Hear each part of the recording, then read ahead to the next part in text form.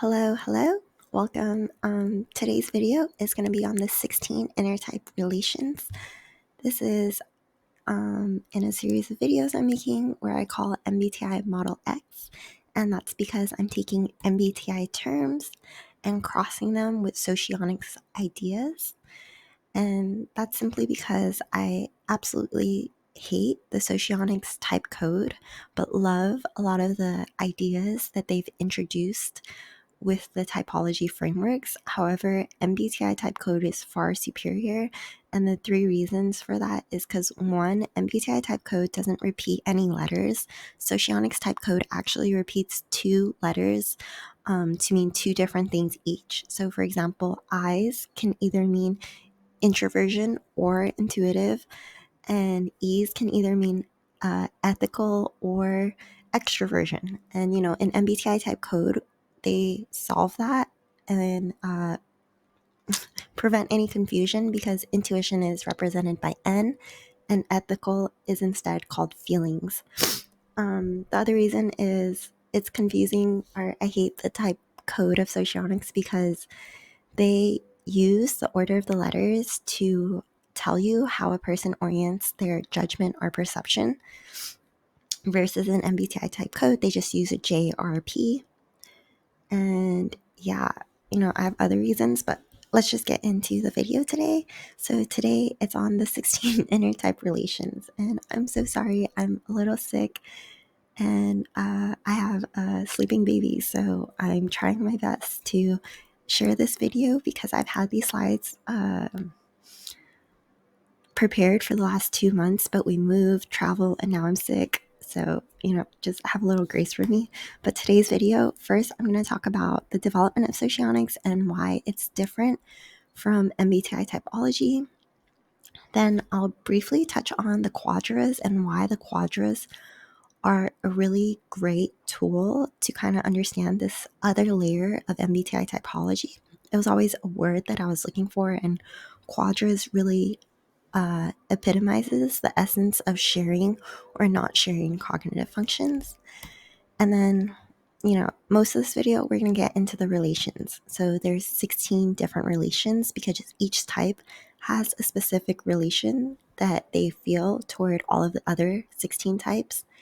And these are just words that can help you to understand how types relate to each other. So how I recommend using this is think about it for your type and think about it, find what correlates for that relation for your type. And then you can start imagining this is how other people feel for that relation to their correlated type.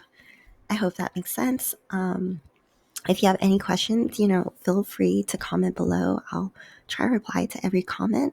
And yeah, this is the quest in. My name is Liz, and so Socionics is pretty awesome because I like to compare it to math in the sense of, it's going to take the elements of psychology and typology and kind of have this really great logical framework to understand the different personality types.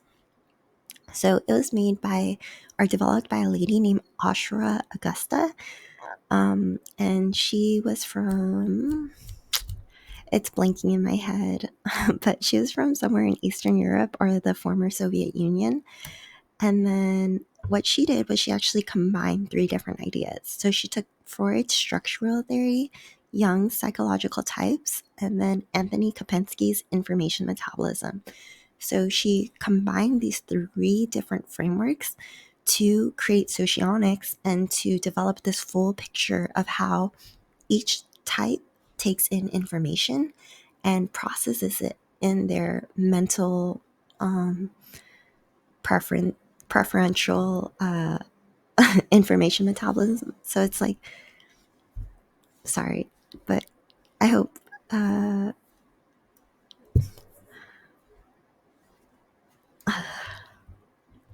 okay, my mind got a little flustered, but I hope you understand it. I'm part sick, so just have grace again.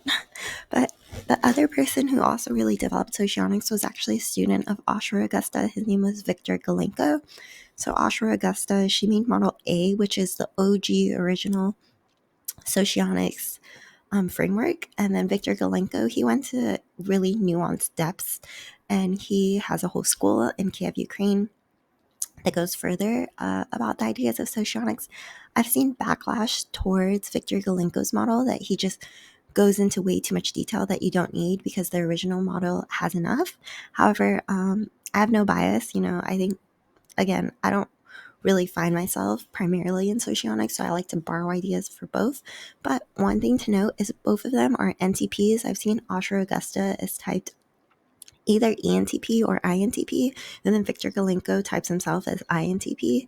So what that tells you is, they're part of the Alpha Quadra, and they are pure scientists. They like to develop ideas for the sake of forwarding society.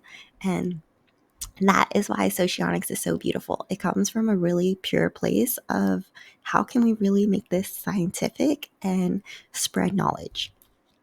So, a lot of people, they get discouraged by socionics because it is quite mathematical in its thinking, and it is quite technical. So, unless you have TI or some really strong appreciation for the sciences, it can discourage you from, liking it.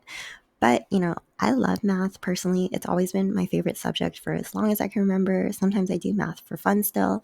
And I think that's why socionics has this attraction, is because I love how logical it is to apply to the typological framework. So I'm going to try my best to translate it so that other people could love it as much. Sorry, this intro has gone on for so long. It's already 7 minutes.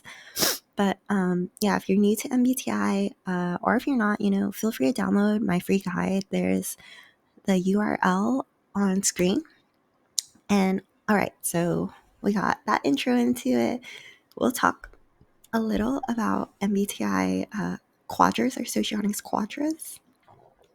I have a short, or I have a video I did on quadras. I'll try to link it up somewhere. However, I'll summarize it in a different way right now. Basically, the 4 quadras breaks up the Socion, or the 16 types, into 4 quarters. So these 4 quarters basically tell you which 4 types share all conscious cognitive functions. So we have the Alpha Quadra, the Beta Quadra, the Gamma Quadra, and the Delta Quadra. And, these are the different axis cognitive functions that those types have. So Alpha Quadra has SINE and TIFE. And I'll put the rest on the screen. If you'd like, you can pause it and see. But basically, they share a commonality because they value the same conscious cognitive functions, however, in different orders for their specific cognitive stack. And here I did a quick what is next to each one is their dominant cognitive function. So you can see how those 4 types kind of express themselves within the quadra. And there's 3 intertype relations. This is how I organize this video. The first one we'll talk about are inner quadra relations, and they're symmetric. So inner quadra means they're within the same quadra. They share all the same conscious cognitive functions. Symmetric means they have the same effect within each other, or on each other. And then there's outer quadra symmetric, so they are not in the same quadra. And the subgrouping for outer quadra symmetric is the first 4 that I'll tell you. They do not share any conscious cognitive functions, but then the latter 4, they will have at least half, whether that's shared perception or shared judgment, one or the other. And then the last type of intertype relations are outer quadra asymmetric. So outer quadra asymmetric, it basically means, not in the same quadra for outer quadra. And then asymmetric means one type is going to be more attracted to the other type just naturally. And that's because one type, their weakness, that cognitive function, usually it's a subconscious one, it's going to be a natural strength, usually the dominant cognitive function of the other type. So that's where it's an unequal attraction. And in a nutshell, I'll use cognitive functions, this word, so much throughout this video. And if you don't know what cognitive functions are, you first have to go and learn cognitive functions. Before, I didn't know what they were, and I was slowly learning about MBTI. And then once I started learning about them, literally, this is the basis of MBTI. You cannot talk about this typology without understanding cognitive functions. There's basically 8 different types. You could think of them like muscle groups for the brain. I highly recommend the book, The Neuroscience of Personality by Dr. Dario Nardi. He literally goes into the different brain regions. For example, some brain regions are called deductive analysts, flowing artists, intuitive listener, and these correlate to specific cognitive functions. And, he did research at a UCLA brain lab. So super, super fascinating. There's actually a scientific basis to these cognitive functions. And they first came around, and they were first recognized in 1921 by Carl Jung. So over 100 years of research and development has gone into classifying these 8 cognitive functions. And so what MBTI is, it's simply a type code. And the type code tells you type's top 2 cognitive functions. But once you know the top 2, because they are on axes, then you know all 8. The top 4 are conscious, the bottom 4 are shadow, and that's simply because there's a repressed aspect to them. They're not valued. But yeah, Dr. John Beebe actually gave names to all types, and these names are archetypes that you can imagine for each order in the cognitive stack. So your first most used is hero, your second is parent, your third is child, your fourth is aspiration or anima animus. Then the shadow functions. The fifth is a nemesis. The sixth is a critical parent. The seventh is a blind spot or trickster. The eighth is a demon or trigger, is another way you can imagine that 8th cognitive function. Okay, this is kind of all the background information, and I guess maybe I'll put somewhere that people could have skipped this if you're already familiar enough. But now we're going to get into the actual intertype relations. So the first one, again, we're starting with the inner quadra symmetric, and there's 4 of those because quadras have 4 types total. So the inner quadra symmetric, the first one is identity, and identity is super, super simple. So the whole premise of this video is that I'm sharing with you how to find out your correlated intertype relation type based on the type code of MBTI. And what I mean by that is you're going to look at your 4 letters. So all of these examples, I'm sorry, I made them all INFJ, and unless you're INFJ, you're going to have to translate it to your own type. But I've made it as clear as possible with the 4 dots or the 4 squares on the screen, whether or not the letters are the same or different. So identity, really, really simple. Your identity pair or relation is going to be someone with the exact same type as yours, and that means the exact same letters. So it's obvious you guys are going to share all the same cognitive functions in the same order. And you could see here all of the pairings. There's going to be 16 pairings. This is the only one with 16 pairs. Actually, no, I stand corrected. The last asymmetric ones will also have 16 pairs. But let's move on. We started really simple. Next one, in intertype relations, the second out of these inner quadra ones, it's going to be called mirror. And mirror is simply you differ in your first letter, which means you differ in introversion or extroversion, but you match in the next 3 letters.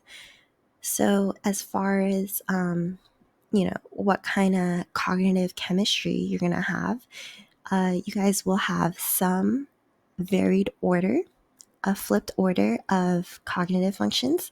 However, all the same conscious cognitive functions. And mirror pairings, again, are really, really simple. You just take the introverted and you pair it with the extroverted, keeping all 3 letters the same. The third type is going to be activity. They're also called activation, kind of same idea. So it's interesting because for this, your first letter will be the same, However, your all the other 3 letters will actually be different. However, you're in the same quadra, so despite having mostly different letters, you actually share all the same cognitive functions. And there's going to be this slight attraction, they call it the activation, because it's going to be a type of person that you just kind of instantly feel comfortable with. And for some reason, they have this, innate comfort, yet they're so different from you. And you guys can appreciate each other's strengths. And those conscious strengths and weaknesses have a sort of activating effect on each other. Again, you just have to think of it in terms of quadras. And for the activation, it's going to be the one other type in your quadra that matches your introversion or extroversion. So for the example I used, it was INFJ, which we can look at the beta quadra where the INFJ is. And then the type that matches the introversion is the ISTP. And that's how you can find the activity pair. And this slide is just to show you, here are all the activity pairs so you can find your type and see which activity pair you have. Then the last of the inner quadra symmetric relations is a duality pairing. So duality is kind of funny and weird and, strangely attractive, even though you share no letters. So it's the one shocker in the MBTI type code to me, because you're different in every single letter. But then the surprising thing about that is that you actually still share all conscious cognitive functions, just in different order. Similar to the activation, and again, all in the same quadra, but these are directly correlated. So one's dominant is the other's aspiration, and their child is the other's parent. So there's this very natural compatibility, because there's that level of your strength is my weakness, and we can easily learn from each other despite feeling so inherently different. And here are the 8 duality pairs. And again, duality pairs, I guess the best way to think of them is by understanding the cognitive function axes. So we have, 4 cognitive functions that are judging and 4 that are perceiving. The judging ones are feeling or thinking. The perceiving ones are sensing and intuition. So what it means by access is that if you introvert your feeling, you will always extrovert your thinking, and those will be access and connection and consciousness. And then there's 3 other access. Introverted thinking means that on the other end, you will always extrovert your feeling. And then for the perception ones, if you introvert sensing, then you'll extrovert intuition. If you introvert intuition, then you'll extrovert sensing. So yeah, and the duality pairs, basically one person's dominant cognitive function is going to be that, and then their 4th one will be the other part of the axis. So for these, I'll just flip through them. You could pause it if you want to look, but basically these are the duality ways you could think of where the types fall based on their cognitive functions. Yeah. Okay, let's get into the next type of inner type relations, and those are the outer quadra symmetric. And again, earlier I mentioned the first 4 outer quadra symmetric will actually be not sharing any conscious cognitive functions.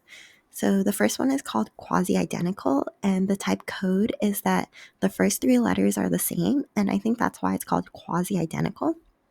Is in this example, INFJs and INFPs, they're both introverted, they're both intuitive, they both value feeling as far as how they make judgments. However, they differ in their 4th letter, which means they differ in how they orient themselves toward the world. They orient themselves differently because the INFJ orients their judgment toward the world with FE, versus the INFP orients their perception to the world, which is their NE, their extroverted intuition. So that's why they don't share any conscious cognitive functions, despite, having a lot of similarities by sharing the first 3 letters. And then because they don't share any conscious cognitive functions, between the two, they're going to appreciate that the type brings kind of a very different perspective. They make different decisions, they look at the world differently, but they're easy to talk to most of the time because there's still a lot of shared values. And the quasi-identical pairs are here on the screen. Again, pause it if you'd like to see, but the easiest way to think is their first three letters is the same, the last letter will differ. And then the next type in the outer quadra symmetric of ones that do not share any cognitive functions are called extinguishing pairs. Extinguishing pairs will have the same two middle letters, so they have the same way of making perceptions, are making judgments and choosing their perception. So the same, in this case, same N, the same F, but they differ in, preference for introversion, extroversion. They differ in how they orient themselves to the world. And what you'll notice is their cognitive functions are actually going to correlate perfectly to their shadow functions. So each type is just going to be a perfect consciousness of the other's shadow. And these are the extinguishing pairs. Again, pause if you'd like to see. Then the third outer quadrasymmetric that don't share any conscious cognitive functions, it's called the superego. The superego is the inverse of the extinguishing in that the middle two letters are different and the outer letters, the first and the fourth, are the same. So what this leads to is cognitively, consciously, they don't share any cognitive functions. However, their complete bottom is the other person's top. So it's a perfect flip of all 8 cognitive functions. And here are the superego pairs.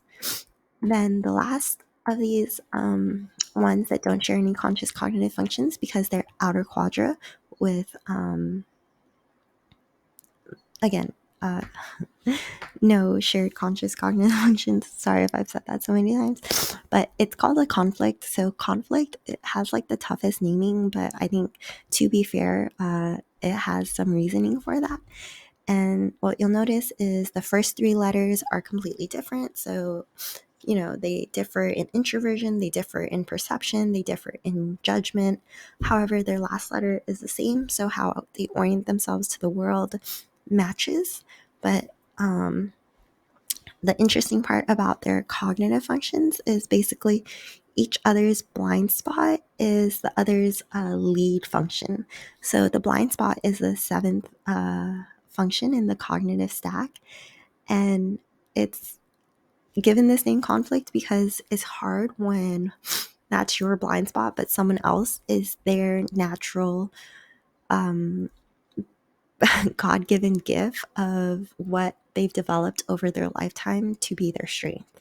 So conflict pairings, the recommendation I see is you can learn so much from these people, but preferably probably neither of you want to spend extended amounts of time together. These are all the conflict pairings. And again, the first 3 letters are different. The last letter is the same as far as how to find it out from MBTI type code. Let's see. So just to kind of come back to the cognitive functions, these are the dominant functions of each type. So below FI, you'll see that the 2 that lead with FI, actually this little webcam circle might block it, but that second one is INFP. Let's go to the other side. The 2 below NE, which is extroverted intuition. You'll see that that's ENTP and ENFP. Those lead with extroverted intuition, also known as NE. And the reason, I divided them into judging and perceiving is because judging are also called rationals and perceiving are also called irrationals. This is a wording from Socionics. Actually, I hate the wording because I get what it's trying to get at. I think actually Carl Jung might have also used them, but it basically just means, judgers, they are very, they make decisions and they stick to their decisions versus perceivers. They always kind of want to take in more information naturally. They're just constantly perceiving. So judgers, their way of being is to make judgments, and then perception is in order to supplement their way of being. Perceivers, on the other hand, their way of being is taking in information, and they make judgments when they have to. So the interesting thing about the MBTI type code, and this is the one weakness that I've seen argued, is that introverts are actually the opposite letter. So, for example, INFJs, INTJs, ISFJs, ISF, I forgot which one I said, but you can see it on the screen. Basically, if they're introverted, they're actually the opposite. And that's because MBTI type code, their strength is that they tell you with their last letter, how they orient themselves to the world, which means introverts, that last letter is actually telling you about their second function. But their first function, their dominant function, is actually going to be opposite. So same for, judgers, an INTP, even though they extrovert their perception, their first function is introverted thinking, which makes them actually judgers because they lead with a judging function. And yeah, this is important because this is where the rest of the slides, sometimes the type code for how you find an intertype relation, it will actually differ for perceivers and judgers. Okay, this video is getting so long and my baby's still sleeping, but if you've stuck with me, let's get into the rest. So this 9th intertype relation, it's called half dual, and half dual for perceivers. So if you don't understand perceivers or judgers, please just reference back to this slide so that you could see all the perceivers and judgers. But for perceivers, they're going to differ in all the letters except their third letter. So this one is actually wrong. It has ESTP on the screen, but it would actually be a ESFP. I'm super, super sorry. I spent so much time on these slides and I tried to not have any mistakes. This is a mistake. So if you're watching this, please just have grace with me. But and for judgers, it would be to find your half dual. They are going to differ in their perception. So in N or S, but then, okay, never mind. Just look at the screen.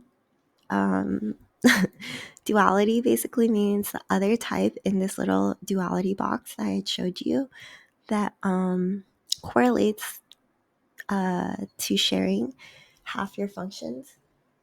Okay, the baby is waking up, so maybe, my brain has been talking for 27 minutes, and this is going to be a part 1. You go watch for a part 2. Hopefully it'll be a little better. And yeah, if you have any questions with what I've shared so far, please feel free to comment below. Any requests, any recommendations on how I can make this better. I'm open to hearing it. And yeah, thank you so much for joining me. Again, if you'd like, you could download my free guide for MBTI. And yeah, thank you so much. Bye.